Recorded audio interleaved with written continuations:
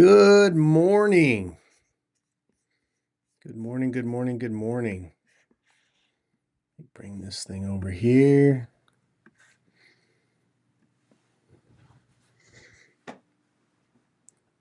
Happy Saturday. Happy Saturday to everyone.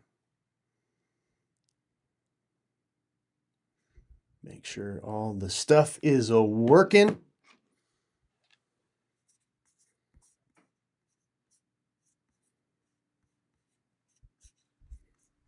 All right. Give everybody a couple of minutes to come on in here. I think it's all good. Happy Saturday. Good to see you. Good to see you. Thanks for coming in. Thanks for joining us. So glad you could be here. So glad you could be here.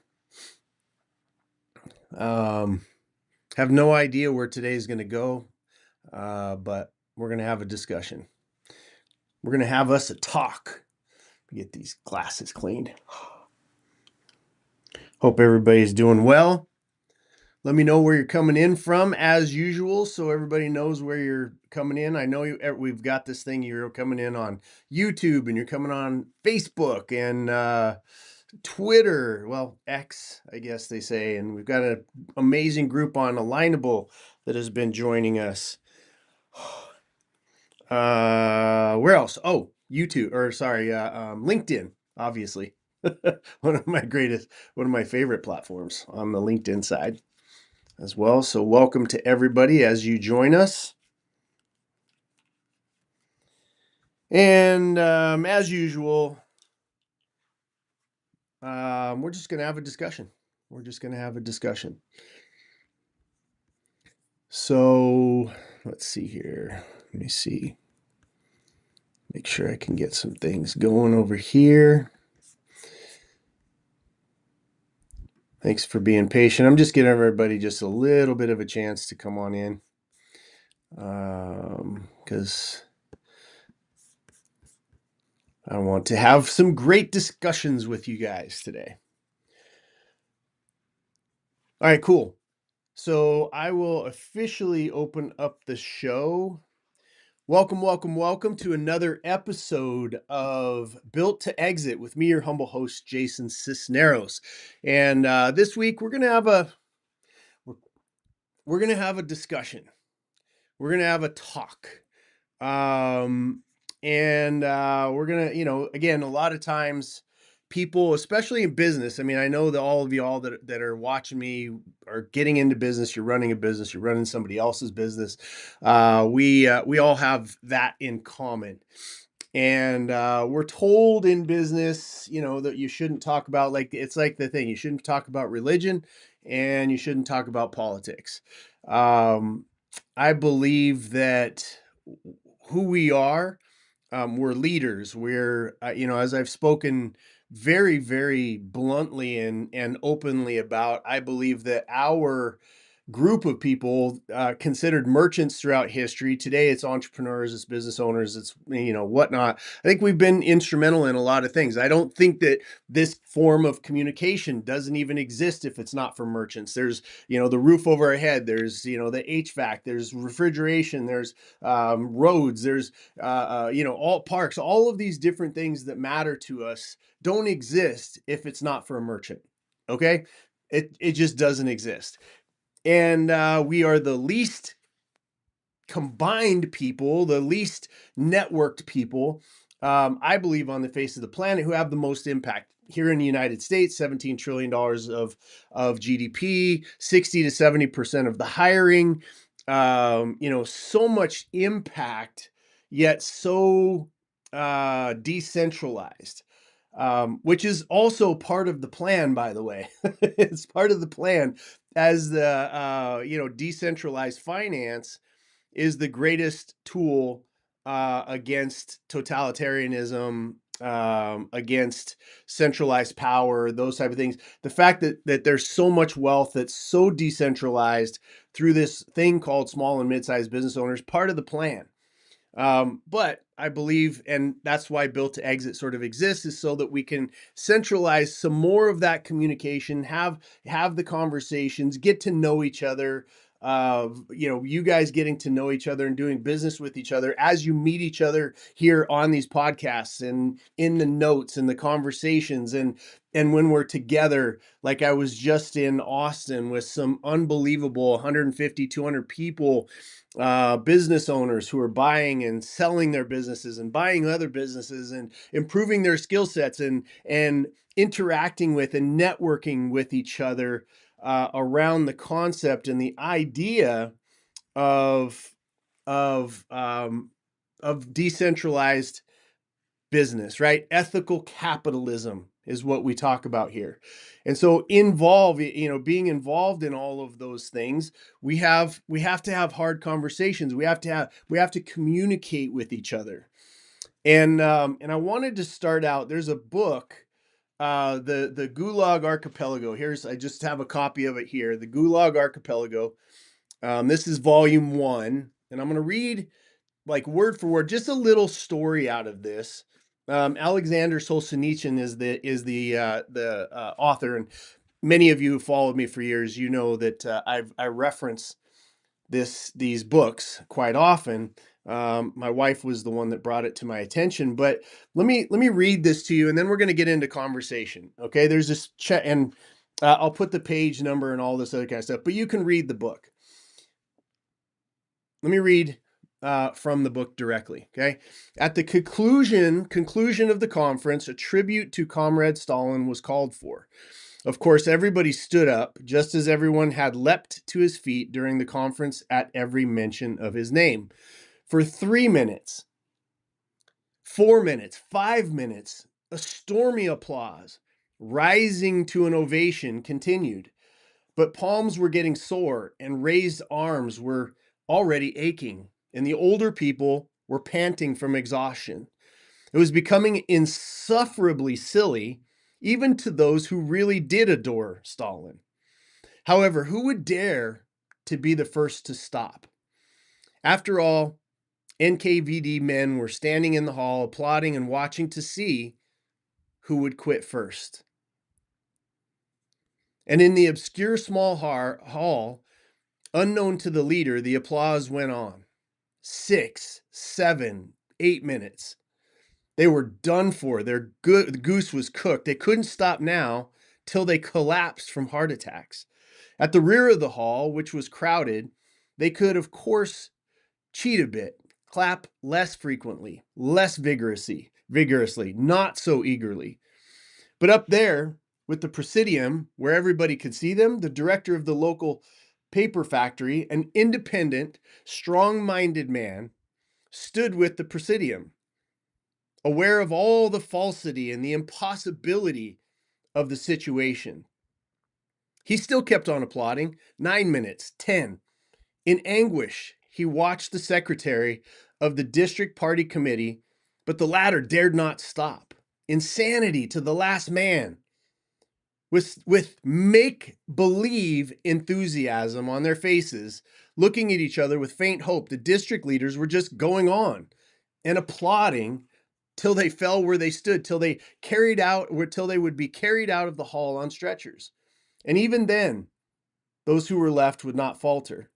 Then, after 11 minutes, the director of the paper factory assumed a businesslike expression and sat down in his seat.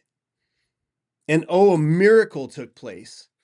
Where had the universal, uninhibited, indescribable enthusiasm gone? To a man, everyone else stopped, dead, and sat down. They had been saved. The squirrel had been smart enough to jump off of his revolving wheel. That, however, was how they discovered who the independent people were. And that is how they went about eliminating them. That same night, the factory director was arrested. They easily pasted 10 years on him on the pretext of something quite different. But after he had signed the Form 206, the final document of the interrogation, his interrogator reminded him, don't ever be the first to stop applauding. I find that I find that powerful. I find that prescient. Um, those of you that are new to the show, welcome. This is what we typically do here is we talk about business. We talk about things that are important to business owners. We give strategies. We talk about things that are really, really important. And I read that story because it is important. It is important throughout time and history, right? That we as business owners, we talk about this ideal. We talk about this ideal called freedom. Most of you who have heard me speak, you know and understand that why I am so passionate about business, why I'm so passionate about business owners and for business owners is because the idea that this thing called a business is and can set you free. It is and can set you free in your own life. And that freedom is to be described. It's so very, very personal to each one of us. And as I watched what happened with Charlie Kirk, we happened to be we spoke at this amazing event called DealCon in Austin, Texas. We were with 200 amazing business owners who were all fighting and for their own version of freedom. And I challenged them at the very beginning of the event, as I challenge you today, as I challenge everyone, as I challenge myself in the mirror, as I challenge those people that are closest to me. I challenge us to understand, why are we doing the things that we're doing? I ask that question all the time. Why are we doing it? And with a business, it's specifically a tool that's been given to us and granted to us that we take for granted, for the ability for us to change our stars, for us to be able to develop and architect our own purpose in life, to develop and purpose, to face down our own demons, our mommy issues, our daddy issues, for us to craft and hone and polish a personality, a value driven asset to society, to find and fall in love with the outcome of other people called our clients, to fall in love with the outcome of the people that are under our charge called our employees, the ability for us to fall in love with the outcome of our communities, the people that we can utilize our excess capital and be able to ease suffering in the world. That's the call on our lives. And I know that that's less. We happen to be less than 10% of society at large, or in the entire the entire world, not just the United States. We're 33 million people, small and mid-sized business owners, which is designated by 0 employees all the way to 499. Okay, and there are things that tie us together, and that make us the same, and call us to be servants of other people. The idea that we would be able to earn a living and to be able to rise and raise ourselves out of our poverties. The last name that you have does not tie you or designate you to a life of poverty or being poor or not having a word. In this country, in this time, with this thing called business, you can raise up from, no matter what your background is, to be of service to the world at such a level that you can free yourself financially. It's an incredibly powerful thing for us to be able to do.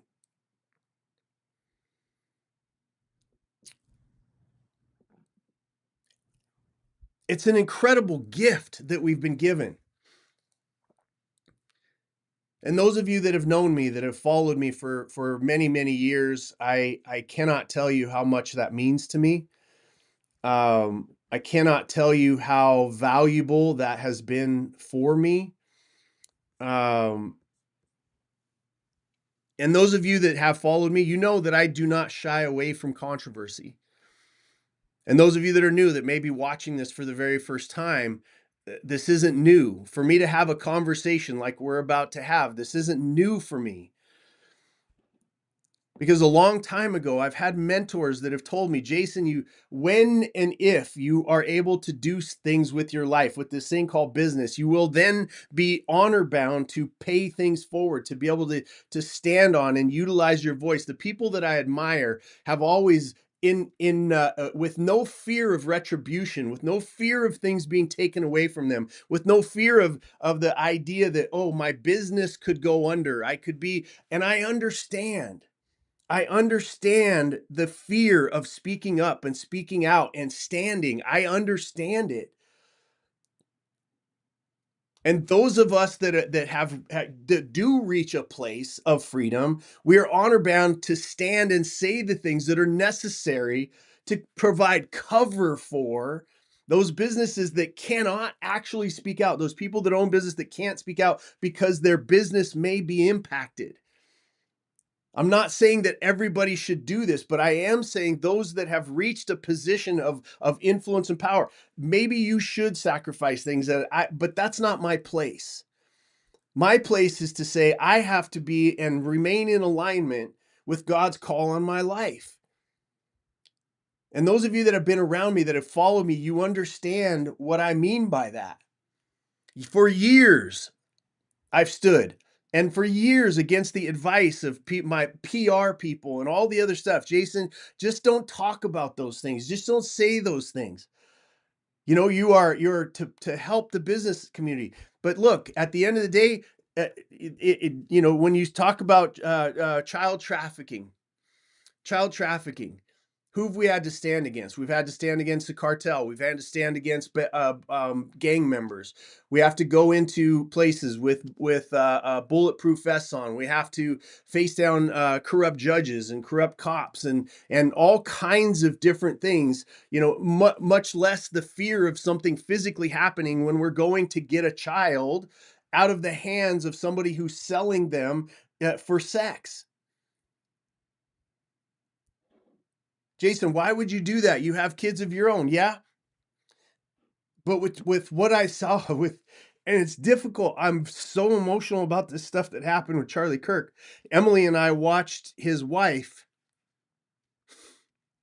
last night, and I did okay throughout the presentation. I did okay, except for the parts where she said things that were the most important to me to leave as a legacy. And I think that most business owners want to leave as a legacy, which is to have my wife adore me and to have her respect me and have her know that I stand up in times when it's necessary, to have my children respect me, to have the people that are closest to me, my friends, know that I stand up for those that are weaker, that I would sacrifice comfort, that I would sacrifice reputation, that I would sacrifice those things to create or at least maintain or have if even if it was for nothing more than to say in a moment when somebody needed me, I stood.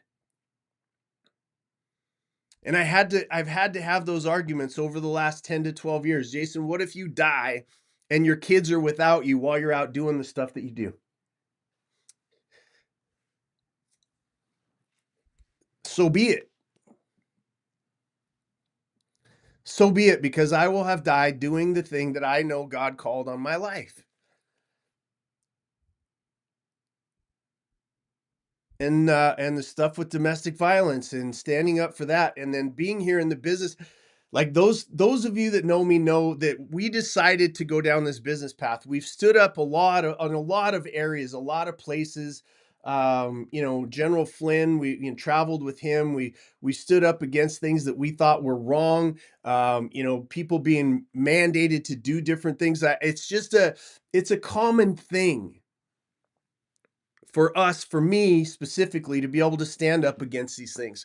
And the thing that created that for me is what I want to say, because a lot of people are making all of this about them. And you know that I don't do that. That's not what my point is here. It's about you, the person who's watching this, looking for some kind of guidance or leadership or a different perspective in this madness that happens to be going on around us, what seems like a constant basis. and to make sense of it. And where do we go? What do we say? And I want to just remind you that you know what you're supposed to do. There is a direct link beyond leaders, beyond influencers, beyond gurus, beyond the whoever you're watching on television. There's a direct link between you and your creator that tells you what you should be doing on a moment to moment basis. There's this thing called a Bible that gives us basic instructions before leaving earth, is the simplest way that I've heard it said. And I'm not here to get into the arguments, of Charlie Kirk's situation. Charlie Kirk is and his situation. I met him a few times. I didn't know the man on a personal basis. I admired what he did, what he stood for. As with everybody on the face of the planet, I don't agree with anybody, every word that they say. But to watch things that are going on social media and people celebrating, oh, it wasn't our side that killed him, it wasn't our side that killed, it was blah blah blah, and all of these ridiculous conversations that are being had because a man stood and or sat in an environment and was espousing what he believed and allowing other people peaceably to say what they believed and to have a debate, which in any civilized society is what happens until you're not allowed, to say the things that you have on your heart for fear of reprisal. I don't care whatever you think about Charlie Kirk and whatever you think about what he stood for, doesn't matter to me. What matters to me is how you feel about the idea, that ridiculous passage that I read at the beginning of this presentation, that ridiculous passage that you were forced to stand up and clap. You were forced to stand up and clap 3, 5, 10, 11 minutes. And the first person who decided not to clap and sat down, ironically in the story, was a business owner, because we are leaders. Sat down and immediately got 10 years. Immediately got 10 years. Charlie Kirk was shot because of what he said. Not because of what he did, not because he was holding people at gunpoint, not because he stabbed a helpless, unaware woman in the neck on a train. Not because he was physically, but because of his ideas, because of his beliefs, because he thought, I will stand up, I will make my argument, and those people can fine tune it with debate. I have argument. My wife will tell you, I enjoy conflict. I enjoy conflict because I believe it polishes my opinions. I believe it polishes my intellect. I believe that it polishes my ability to serve at a higher level, because if I have a bad assumption and I'm acting on it, as I always will, passionately, and it is incorrect, it needs to be refined by people arguing with me. And when people argue with me, do I shoot them? Do I beat them up? Or do I listen and I take the thing that refines my outcome, refines my opinion, and changes my mind to become a better servant leader? And I believe that there's a line in demarcation that separates people in this world. The people that are selfish and the people that have learned to be and enjoy and truly be joy-filled human beings is to become selfless, to refine your ability to be able to serve at a higher level in a genuine fashion with no expectation for anything in return, because you have a connection to your creator. It's because you have a connection to the one where you're going to walk across at the end of this life Everybody exits. How matters. When you exit, there's going to be a conversation between you and your creator, and it's going to be, how'd you do? How'd you do? And that's where I am crafting my life now based on that one conversation. I'm not basing it on how much money I have. I'm not basing it on how many followers I have. I'm not basing it on how much people like me. I'm not basing it on whether somebody doesn't want me to go rescue children. I'm not basing it on whether people want me to be involved politically or not. I'm going to do the thing that I have between me and my creator asking me to do. And is it always comfortable? And do I always want to do it? No. Do I always do it? No. But I'm doing my damnedest to remain consistent with that relationship. And there's constant guidance for me. Is it right? But we'll find out. I will. We won't. I will. When I hit those pearly gates. But while I'm here, I don't know why. I don't know why I have to stick my nose in these things. I don't know why I have to stand up. I don't know why God called me to do the things that I do. I don't know why. I stopped asking. I stopped caring why. I make decisions. Everybody asks me all the time, Jason, are you afraid about when you do the stuff that you do? I'm not afraid. I'm afraid of one thing, and that's being out of the will of God. Because that's the only time I've ever been alone. That's the only time when I've ever experienced fear.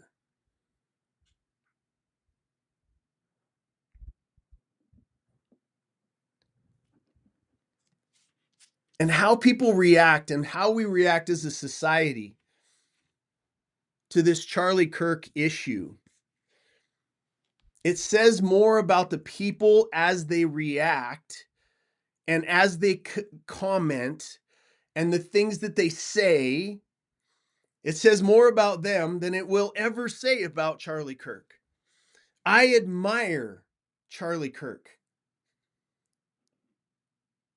I didn't know him well. I didn't follow him really closely. I don't, but the things that he did, he stood and he said, and he wasn't physically violent. He put himself in an environment where his opinion could be attacked and sharpened. He put himself in an environment because of how he believed to be able to say the things that he believed, to have them challenged in the public marketplace. And he's killed for it? If your argument even devolves into who killed him, again, not my place to judge, but if you're having who killed him, what side were they on, what was their beliefs, it doesn't matter. There is only one reason.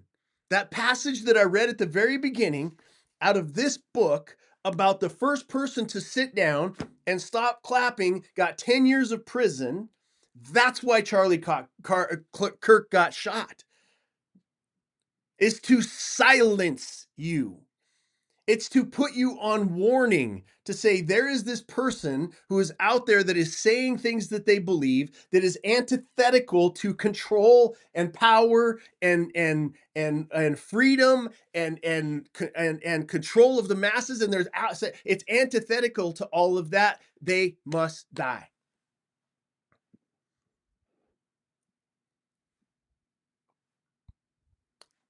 That's not a world that I want to live in.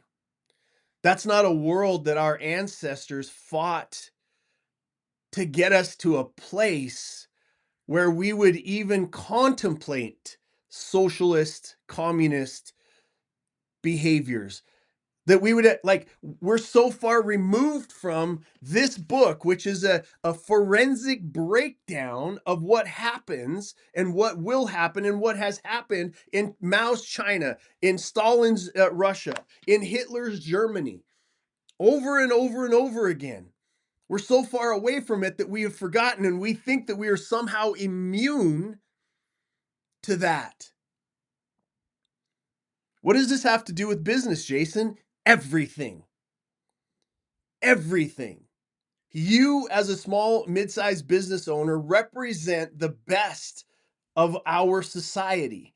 You represent the gift that has been given to us, the fact that you can stand on your own 2 feet and craft a life of your own based on you overcoming all of your own weaknesses and finding the strengths of ethical capitalism and falling in love with somebody else's outcome to a point where you serve them enough that they want to gift you with money, and that you want to do that, and that they want to tell other people, and that you get better and better and better, and the way that you expand on that is by bringing people in, giving them a job, and giving them the ability to support their family, and building a relationship with them, and falling in love with your employees' outcomes to a point where they are living a better life, and you're serving your community with that excess, and you're putting that into the things that you do.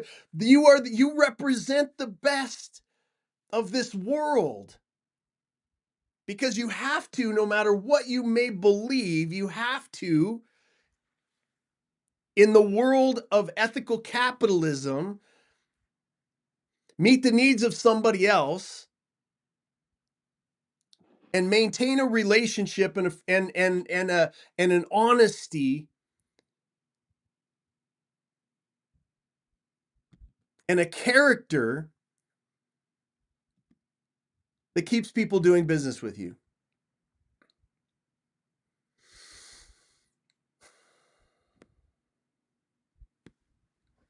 But Jason, don't talk about these things. Don't talk about these things. These are, this is a, you're going to lose followers, you're going to lose business, I don't give a shit. I don't care. Because anybody that would be okay with what happened to Charlie Kirk, I don't want to have anything to do with them. Nothing. I'll pray for them. I will wish them good luck, but I don't want to be around them.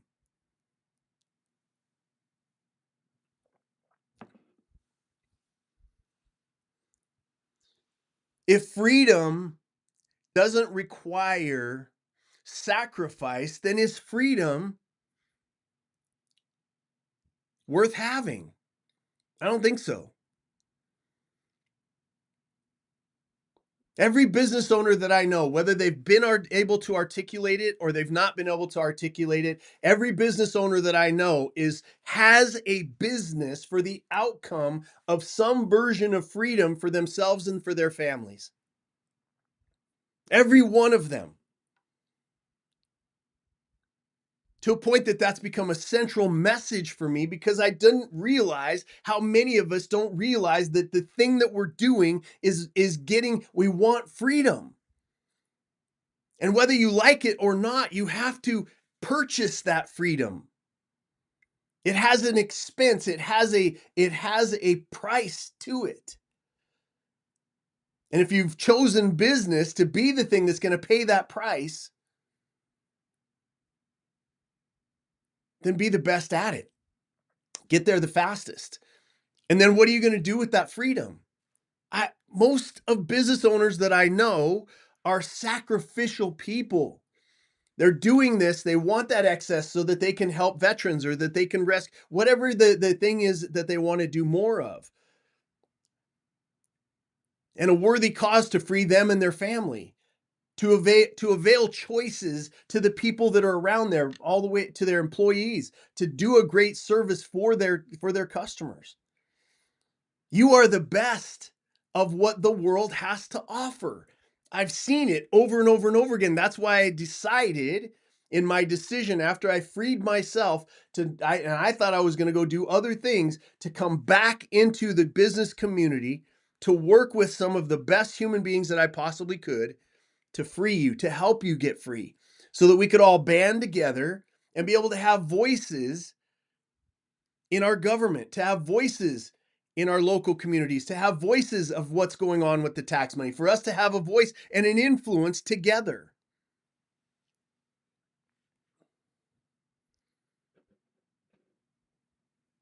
So yeah, I'm in business. Yeah. I look at the world through this lens. Yes, I'm here. And no, I don't care if anybody watches this video, sends it out, and goes, "Oh, Jason's a right wing and blah blah blah." Those of you that know me know I'm no right wing person, right? I heard the term plumb line Democrat and plumb line Republican, and what that means is that we're so close together that a plumb line, you can barely tell us apart, because Democrats and Republicans, it's this thin line between us. Now, both sides has their radical right and the radical left, right? Both sides have that. But it's those of us in the middle that are too busy working and actually doing shit with our lives that we don't talk enough. That we don't go, no, no, no, no, no. Just because it's red, just because it's blue, doesn't mean that we should hate each other. By the fruits of our lives, right? By the fruits of what happens in our lives, you should be judged by the fruits. Do you have joy in your life? Do you have friends? Are you producing? Are you serving? Are you angry? Are you trying to find an excuse? Are you denigrating a dead person and saying good, you're glad that he got shot? That's disgusting. That's disgusting. On either side of the aisle, by the way. I don't care if it's a Republican or a Democrat or a conservative or a Christian or a Muslim or a blah blah blah. There is no place in a loving, sacrificial, certainly Christian heart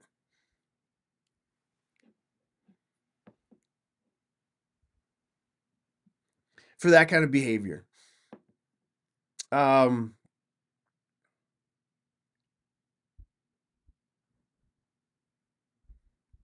and really, we're honor bound, right? We as leaders that want to be leaders, that want to stand out, we have to ask ourselves, what do we stand for? Where is the line that we come up against? Those of you know that my line is always right in front of me, and that is, I'm very, very anti-bully. That is my line. If somebody's getting bullied, I'm gonna be there, right? I'm gonna stand in that place of because I was bullied. Yes, daddy issues. My daddy beat the shit out of me for all of my childhood and went to prison for attempted murder of me and my mother. So yes, I'm anti-bully. Oh, it's just because of your trauma, Jason? Yep, absolutely. Absolutely. Thank God that God gave me the trauma that he gave me to build the strength that I now have to stand for those that need me to stand. Thank God that God gave me the opportunity to beat back my worst impulses through this gift called business to make me a better man, because I wasn't. And I continually strive to be, because it's what it takes to be able to earn the trust, to be able to lead, to be able to have a voice, to be able to have an influence, to be able to have a last name that my children can look at and say, you know what? Cisneros means something. Thank God I had the dad that I had. Thank God that he didn't succeed in killing me. Thank God that you have had the challenges that you particularly in your life have had, because you're alive. You're on the other side of that, or you might be going through it, or whatever position you find yourself, you're strong enough and have been strong enough to be able to withstand that. Lots of people not. Today calls for, today, this moment calls for your best to come forward. It does cause and call for the culling of relationships.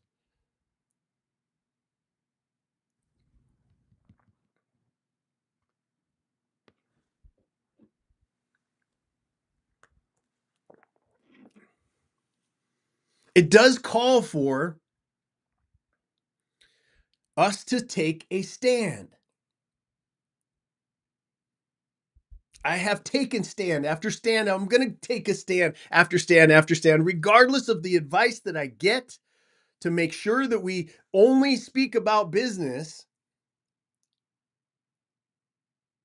I believe that business is the answer. Business people, the business community. As a business owner, even if you own you're the only person in your business and you're scraping out 20, 30, 40, 50, 60,000 dollars a year extra for you and your family. There's something that binds us together. There's something that is magical about who you are.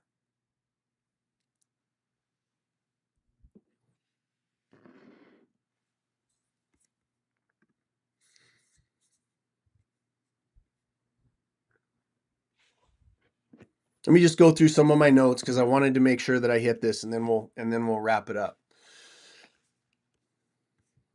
Because I want to make sure that we hit some of these things. I want to open it up for dialogue. I want to open it up for conversation. Like I said, I just got back from Austin. As this stuff was happening, Monday, it was Sunday, Monday, Tuesday. And then Wednesday, as we were flying in for an amazing wedding and a celebration of somebody that we adore, somebody that I've seen come from the streets and literally is the manifestation of, and it's January Riggin. She started a organization called Soap to Hope. And those of you that know, she's my wife and I's chief of staff. And we went to her wedding. She was baptized at our wedding. Her husband was baptized at our wedding. And we're going and we're flying in and we're landing. And her wedding was 5 minutes away from where Charlie Kirk was assassinated.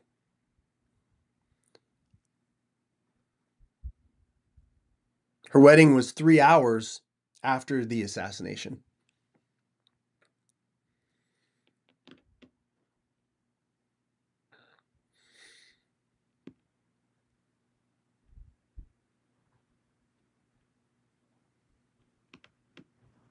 And to be so close and to be so, so into and to watch the joy that can happen in moments of absolute anguish and uncertainty, and to know January's story and where she came from when I very first met her to where she is today, and the people that she impacts because of her business, because of her business acumen, because of the ability to start a charity and to fall in love with other people's outcomes. The night before, she does this outreach where she goes out, she makes sure that people have clean needles, to make sure that they have soap, to make sure that they're mostly for street people to be seen. She goes out and sees them, and that's every Tuesday night that she does this. And she did it the night before her wedding. What were you doing the night before your wedding? These are the people that I love being around. Owning a business is the ultimate expression of freedom. It's more than money, it's more than status, it's a declaration. I will build my life on my terms without waiting for permission. But it's not a free pass, it's not a guarantee. Freedom demands discipline to steward it. It demands sacrifice to keep it, and if we're not willing to live those principles, then we don't deserve it.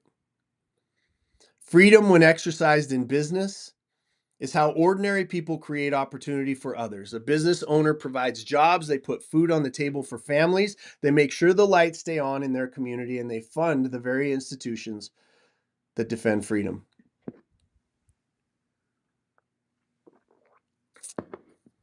From the American Revolution to the abolitionist movement, and any war throughout history, and it's usually good against evil.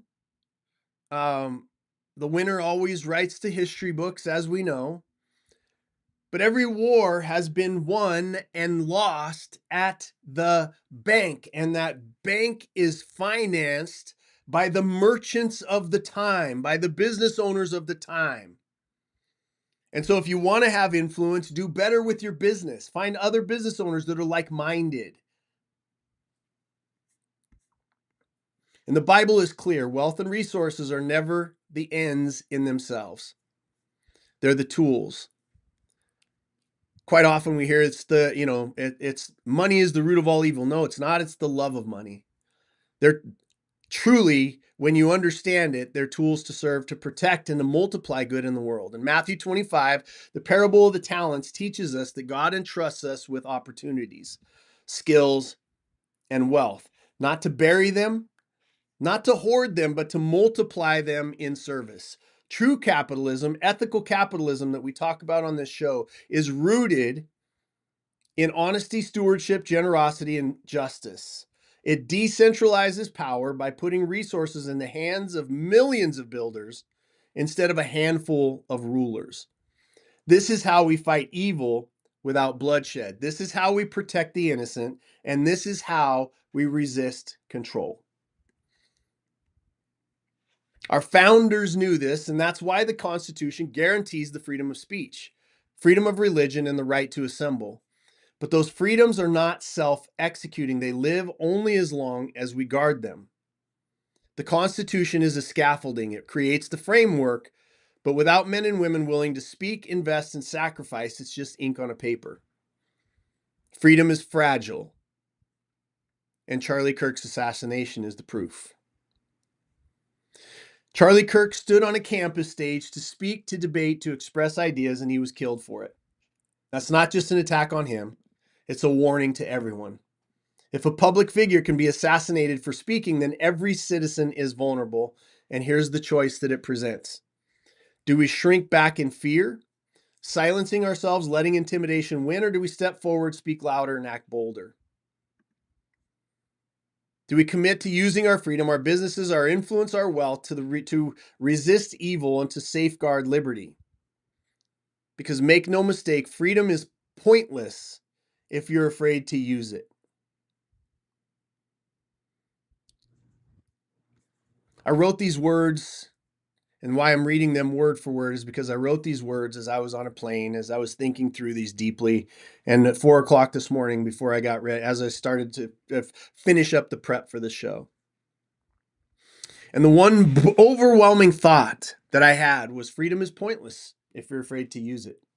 It's a selfish endeavor that it's not deserved to keep it. I don't deserve to keep it if I don't utilize it in defense of the defenseless, in the defense of ideals that I believe have created the most opportunity for the most people in the history of mankind.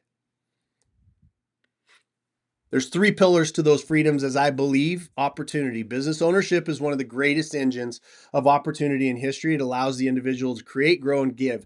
Discipline. Freedom without discipline decays into chaos. We must become worthy of the freedom that we claim. Sacrifice.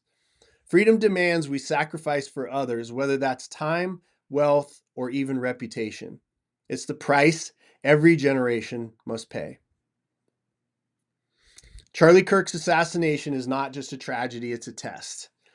The test is this: will you hide or will you stand? Will you use your freedom or will you wield it as a creator? Will you build businesses, movements, communities that keep freedom alive? Freedom dies when the faithful grow silent. It dies when business owners refuse to use their influence. It dies when fear dictates our words. But freedom lives, thrives when men and women refuse to bow. When they take their God-given talents, multiply them, when they use ethical capitalism to decentralize power, protect the innocent, give voice to truth, everybody exits how matters. And in the times like these, it matters more than ever.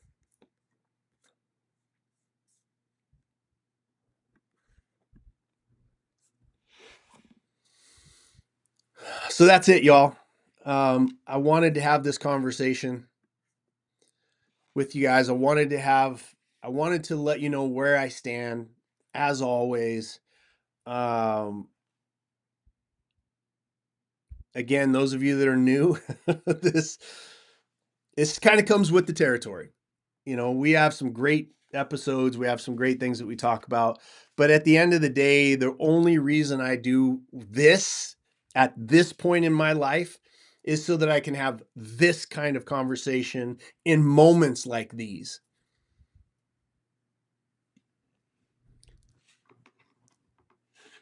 And it's always after I have these kind of conversations, after I put out this kind of an episode, where I get the inevitable, oh, I'm not following him anymore. I'm not blah, blah, blah, blah, blah. And I mean, look, at the end of the day, I love you, but good riddance, you know?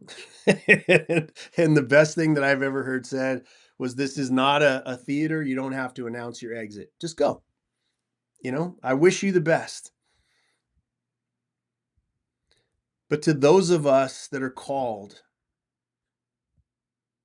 and I know so many of you, and I know the callings on your life, and I know what you're doing about it, and I'm watching you with awe many times.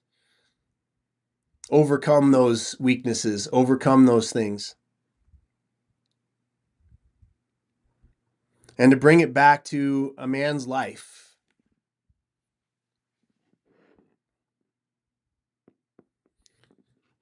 Charlie Kirk, again, didn't know him, met him a few times backstages and those kind of things. Didn't know him, but I can tell you everything that I need to know. Came down to a few things.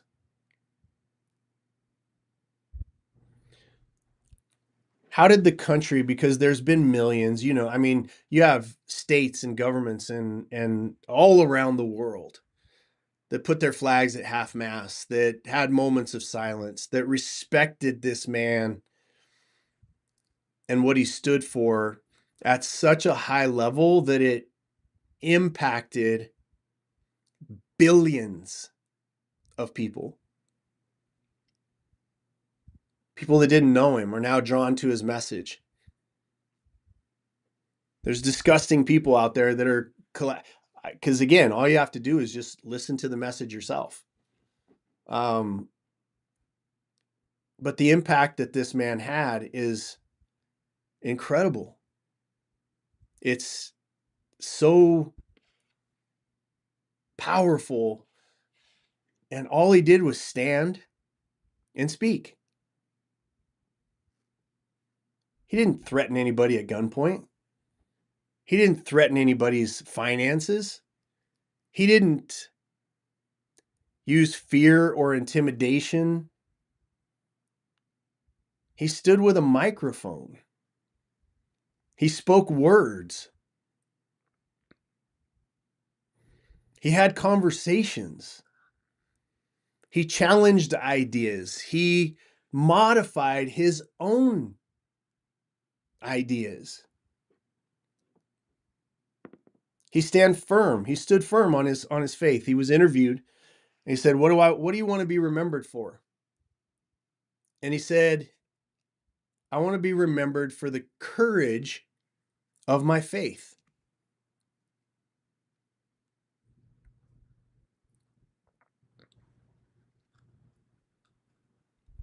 To have a death doing the thing that you were called by God to do, to be killed doing that very thing.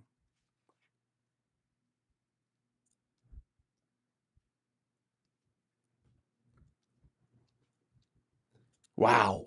What a powerful way to go. Because most people don't. They die quiet deaths of desperation. You know, that old saying.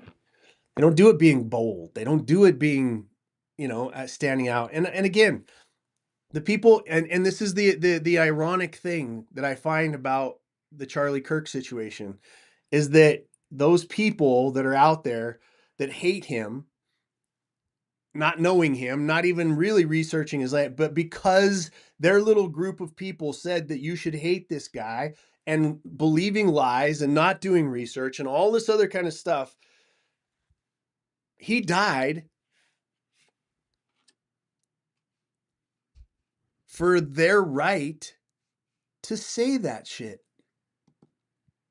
Think about that for a minute. He died for them. It reminds, it just reminds me, again, like I said, I didn't know him that well. I didn't follow him that closely. He really did appeal to the younger generation, but I notice people who stand on principle, and I notice people, and that's amazing to me. And the other thing that I realized that as I was watching it, what happened with the country? Did we start burning cities down because of an unjust, if there was sides, right? Our side, blah, blah, blah, blah, blah. Did we burn down cities? Nope. Did we start shooting people? You know, the kid that shot him was a socialist. Are we hunting socialists? Right? Nope. What I saw was a resolve. I got angry. Let me tell. I mean, let me address this because I got angry.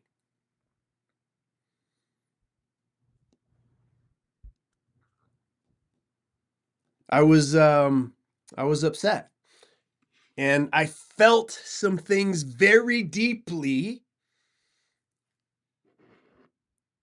about wanting to hurt other people, and thought in my mind, "Oh my gosh, like when are we ever going to stand up?" That hit my brain. I'm like, when are we ever going to stand up and make them feel how we feel? Make them afraid like they're attempting to make us afraid. Thank God for God. Thank God for my wife. Thank God for Pastor Rudy in my life. Thank God for people of reason to talk me back off of ledges that I constantly and consistently find myself on.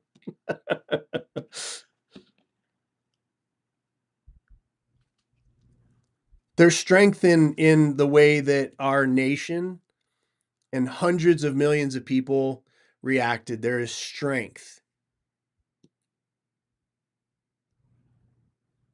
in continuing to stand and continuing to speak and continuing to do the things that we know are correct in the face of obvious evil, in the face of obvious uh, um, uh, power and control and manipulation and propaganda, for you to stand and to do what's right and not what feels right in the moment.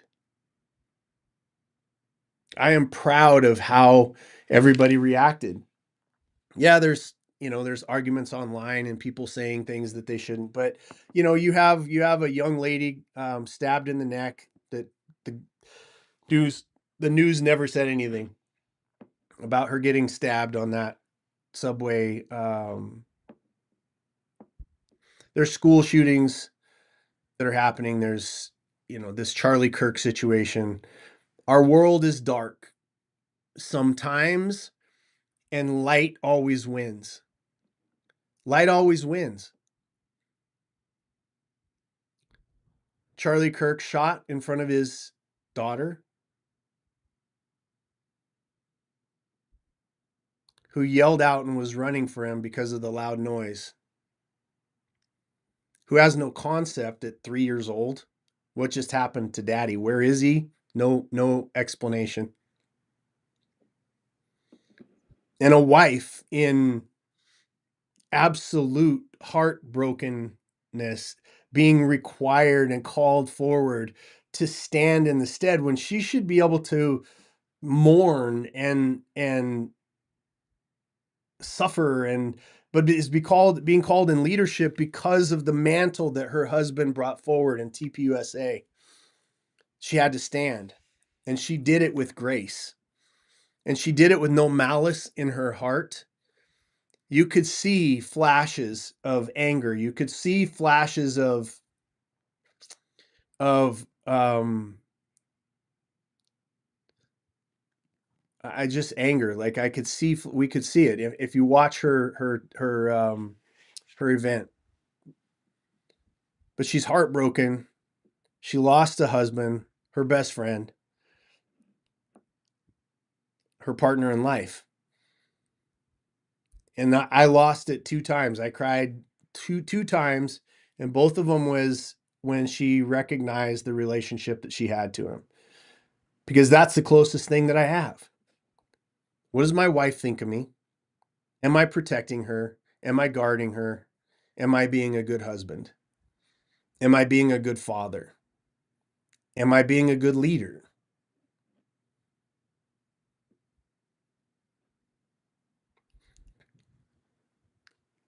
Fortunately or unfortunately, the answer to that question has nothing to do with Republican, Democrat, liberal, conservative, has nothing to do with that.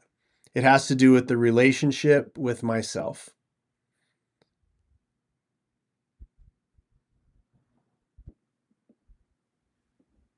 It has to do with how am I behaving? What am I doing? Everybody's got an answer for what should have happened and what should be. If you think you have an answer, then go do something about it. That's what I can say about leaders, about business. Like if there's something that comes up and you go, you know what, this whole situation with Charlie Kirk would have been better if, go do that thing. Go do that thing. Don't leave it on somebody else. I got a good friend of mine that has an organization called We Are the They. I'm going to do my level best to do everything that I possibly can to ease suffering in the world with the tools and the calling that God has on my life. I'm one person. I know my wife follows that same path. I know many, many, many of my friends follow that path. I know many of the business owners that we're gathering little bit by little bit. Our business community is coming together because of we realize the collective voice and the collective power that we have if we bond together.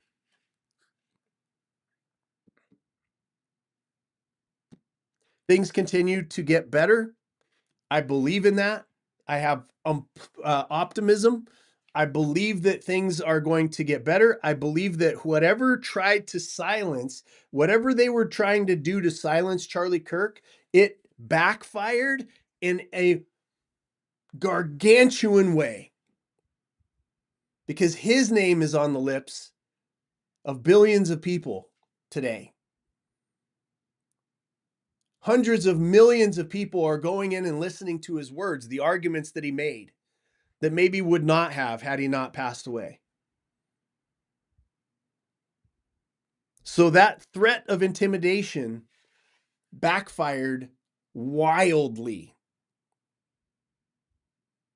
because I'm here saying the words that I'm saying, because I watch other people that are stepping up and saying the things that they did, because you're watching this, because you have formulated, because the only thing that I don't want you to do, I don't want you to repeat my words. I don't want you to think and believe as I believe. What I want you to do is think, believe, research, and challenge your own thing in service of other people so that you can stand on your own box because God has called you to do your specific thing with your specific life that will make my life better if you do it. You may believe completely opposite of the things that I believe. But if God drives you to do something and to believe a certain way and for you to stand up for a certain block of people, then you should be doing that, whether I agree with you or whether I don't. And if I don't and you stand on it and you make your argument, I respect you. May not agree with you, may not like you. You may not like me, but I'm not going to shoot you. And I sure as hell hope you're not going to shoot me because we have a difference of opinion and the difference of the way that we look at this world.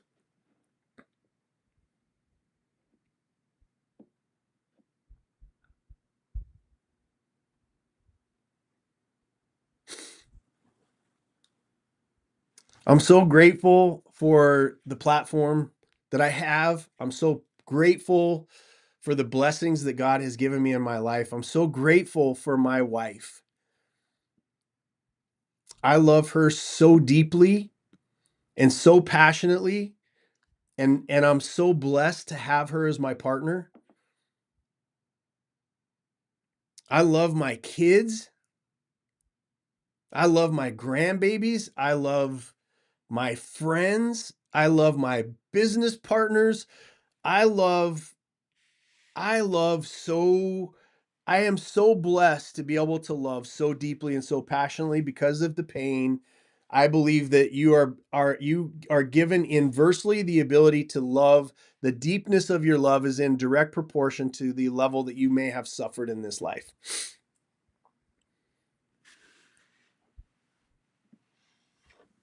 And I'm grateful that we get to hang out with each other. I'm grateful that we get to have these difficult discussions.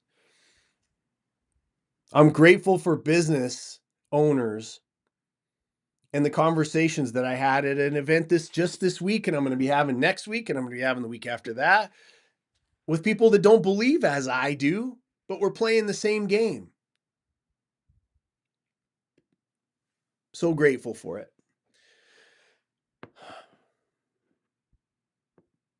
I love y'all.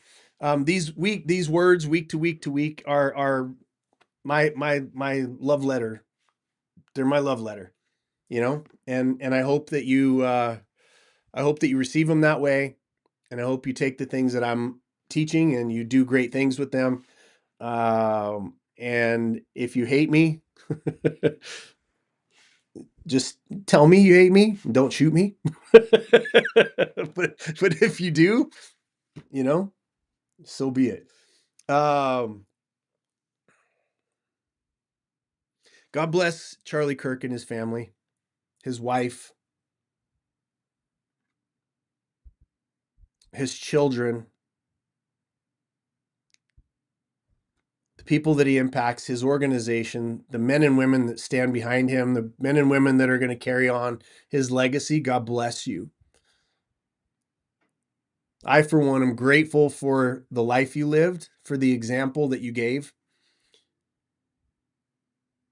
And to his wife, you were heard last night at a level that I don't know that was impactful. What you did was impactful. So go forward, do what you do. Remember, our tagline is everybody exits, right? There's no better example than from this week. Everybody exits. How matters. Those last two words, how matters, is something that you get to architect with your very DNA, your decisions, your words, how you love, who you love, the work you put in. Not realizing that this life is not about you, it's about serving other people, and that's where joy lies. Thank you so much for listening to me. I'll be back with some other kind of message next Saturday, 9 a.m. Eastern Standard Time. We're live. Those of you that are watching this on replay, thank you for being with me, and for being with us.